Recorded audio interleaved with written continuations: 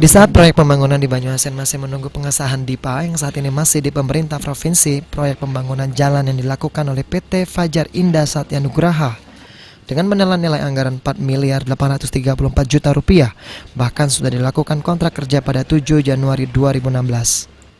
Andainya proyek pengaspalan jalan Simpang Lubuk Saung sepanjang kurang lebih 2 km menggunakan sumber dana APBD di tahun 2016, di mana hingga saat ini menurut pengakuan staf unit layanan pengadaan yang enggan disebutkan namanya, saat ini masih melakukan tender pengaspalan. Namun untuk pengerjaan proyek belum dilakukan, pasalnya DIPA Kabupaten Banyuasin di pemerintah provinsi. Proyek pengaspalan jalan Simpang Lubuk Saung juga melakukan pelebaran jalan yang dikerjakan selama 150 hari kalender. Sementara itu menurut anggota DPRD Dapil Banyuasin 3, Sakri menjelaskan jika proyek tersebut merupakan usul dirinya yang seharusnya dilakukan di tahun 2015.